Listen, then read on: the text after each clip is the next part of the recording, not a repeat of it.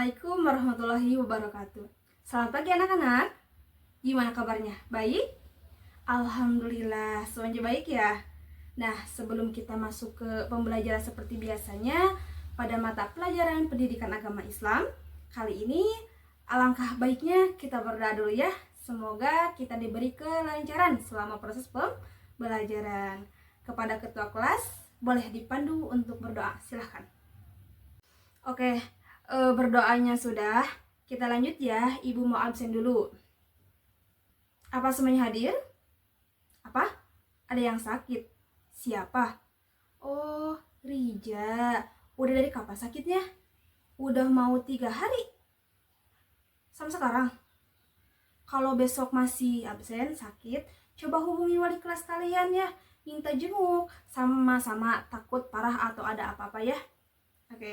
Oke, kita lanjut ke pembelajaran ya. Tapi sebelumnya ibu mau pandu dulu nih, supaya kita semangat belajarnya. Boleh? Boleh, siap dengerin ya. Masak ikan ditaruh di atas piring. Bilang cukup dong. Ikan dimasak untuk dimakan Tuhan. Bila hidup terasa hampa dan kering, siramlah hidup dengan pengetahuan. Oke, terima kasih. Semangat ya belajarnya. Siap, oke. Nah, untuk sekarang kita masuk ke bab baru, yaitu tentang niat. Kalian tahu apa itu niat? Ya, Putri gimana? Ya, boleh seperti itu. Ada lagi menurut yang lain, apa sih itu niat? Ya, silakan Eka gimana? Iya, boleh seperti itu juga. Wah, kalian eh udah pintar ya. Ibu makin semangat nih ngajarnya. Kalian juga semangat ya. Kita gali lagi lebih dalam. Seperti apa dan bagaimana niat itu. Siap? Siap? Oke. Nah, oke anak-anak, boleh dilihat dan difokuskan perhatian kalian ke depan. Ya, Ibu udah siapkan PPT atau PowerPoint untuk media pembelajaran kali ini. Oke anak-anak, perhatikan ke depan ya. Lihat di slide pertama, yaitu ada pengertian niat. Niat adalah tujuan atau keinginan dalam hati yang mendasari setiap amal perbuatan seseorang. Dalam Islam, niat merupakan pondasi penting karena menentukan diterima atau tidaknya amal seseorang di sisi Allah. Ibu yakin kalian udah sering dengar sabda Rasulullah Shallallahu Alaihi Wasallam yang berbunyi Innamal a'malu bin niat. Ada yang tahu artinya? Iya, benar itu. Yaitu sesungguhnya segala amal itu tergantung pada niatnya, dan setiap orang hanya mendapatkan apa yang diniatkannya. Hadisnya dari siapa ayo? Ada yang tahu? Iya, benar juga. Hadis riwayat Bukhari dan Muslim. Masya Allah. Kalian pintar-pintar sekali ya. Oke, tepuk tangan dong. Oke.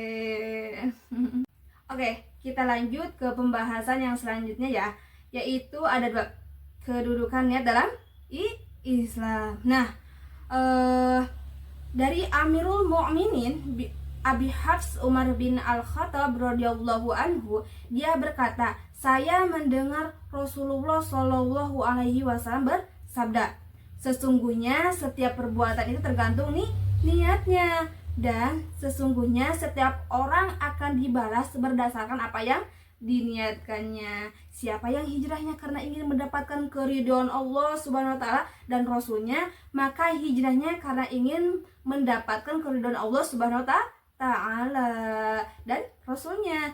Nah, dan siapa yang hijrahnya karena ingin atau menginginkan kehidupan yang layak di dunia atau karena wanita yang ingin dinikahinya, maka hijrahnya akan bernilai sebagaimana yang diniatkannya. Seperti itu.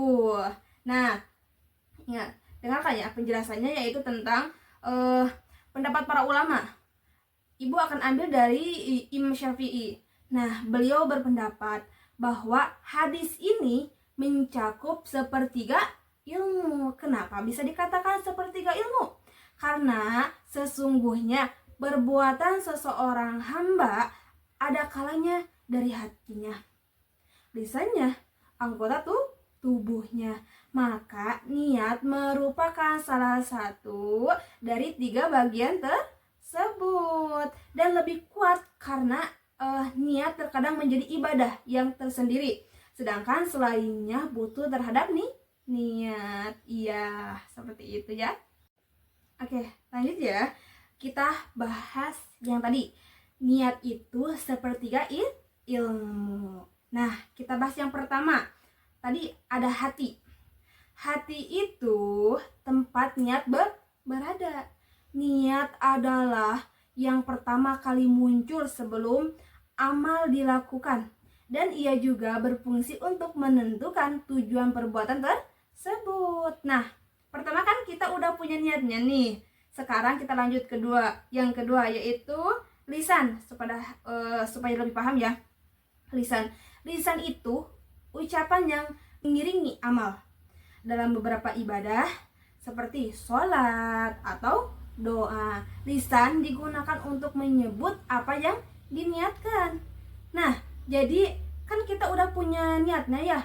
Sekarang kita tinggal mengucapkan melalui lisan seperti bacaan sholat. Nah, kita lanjut ke yang tiga yaitu anggota tubuh. Bagian tubuh yang melaksanakan perbuatan. Nah, setelah kita punya niat dari hati, terus pengucapan dari lisan, dan terakhir bagian tubuh yang melaksanakan perbuatan.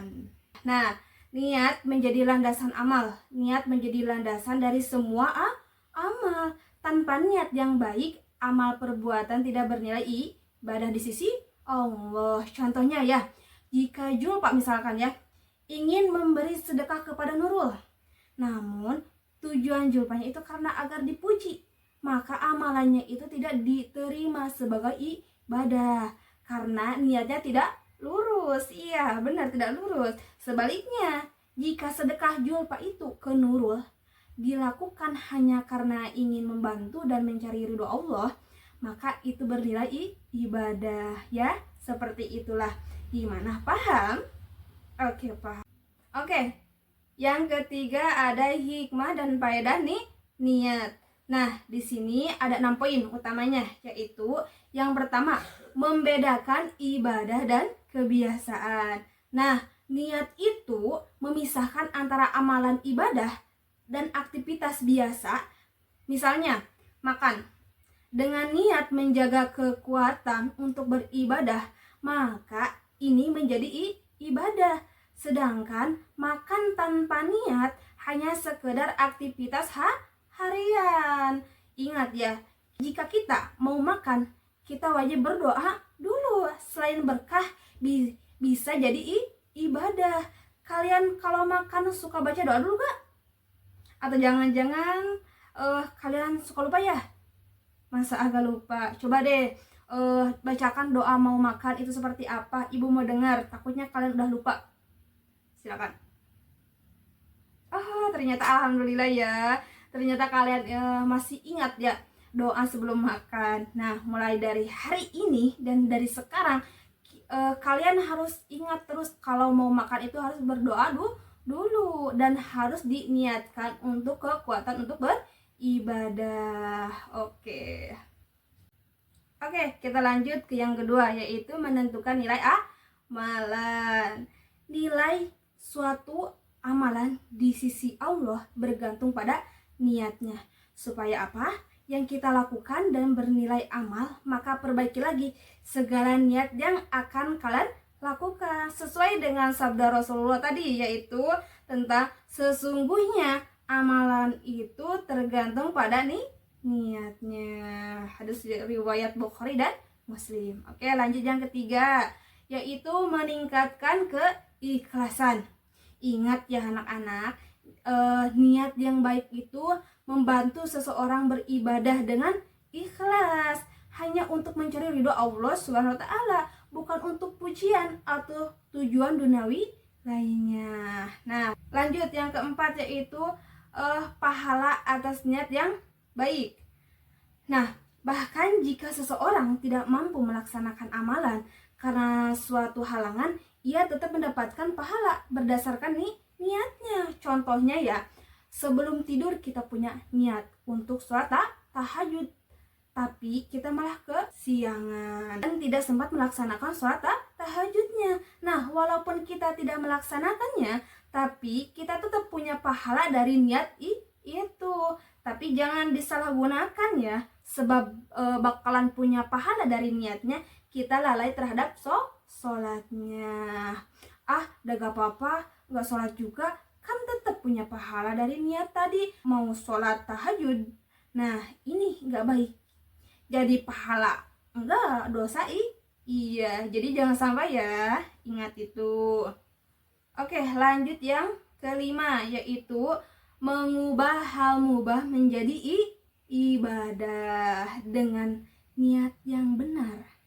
Aktivitas sehari-hari seperti bekerja, belajar, atau istirahat dapat bernilai ibadah jika diniatkan untuk mendekatkan diri kepada Allah. Nah, sekarang kalian yang belum punya niat berangkat sekolah itu hanya untuk melaksanakan kewajiban harian biasa, tidak diniatkan untuk mencari ilmu supaya kita semakin paham cara beribadah dan lebih dekat kepada Allah itu seperti apa. Oke, yang terakhir yaitu menguatkan tekad dan fokus. Nah, anak-anak, niat yang jelas itu memberikan kekuatan dan arah dalam melaksanakan suatu amalan sehingga lebih fokus dan bersungguh-sungguh dalam melaksanakannya. Jadi anak-anak, niat merupakan inti dari setiap amalan. Dengan niat yang baik dan benar, segala aktivitas menjadi lebih bermakna dan berpahala. Nah, itu saja ya anak-anak untuk pembahasan hari ini. Sudah paham kan gimana itu niat, seperti apa, dan faedahnya juga seperti apa? Kalau kalian udah paham, Ibu mau buatkan latihan soal dari pembahasan tadi. Untuk kalian siapkan kertas 2 lembar ya. Oke, lihat ini udah Ibu buatkan. Ada 4 soal. Silakan diisi ya, semangat. Oke, gimana anak-anak? Sudah selesai menjawabnya? Oke. Berhubungan kalian sudah selesai menjawab latihan soal yang Ibu berikan, sekarang kumpulkan. Ibu akan periksa nanti di kantor ya. Baik anak-anak, berhubungan jam pelajarannya udah habis, Ibu akan menyimpulkan pembahasan yang tadi tentang niat, yaitu kesimpulannya, niat adalah inti dari setiap amal perbuatan. Dengan niat yang benar dan ikhlas, amal kita tidak hanya diterima oleh Allah, tetapi juga memberikan manfaat besar dalam kehidupan dunia dan akhirat. Mari selalu meluruskan niat kita sebelum melakukan segala sesuatu. Paham anak-anak? Oke, terima kasih. Oh iya, ada satu lagi nih. Ibu mau kasih tugas untuk kalian. Dicatat ya, ingat, dengarkan.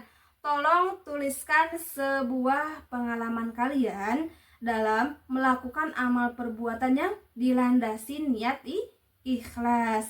Jelaskan bagaimana kalian menjaga keikhlasan tersebut hingga akhir. Oke, itu aja tugasnya ya. Jangan lupa dikerjakan.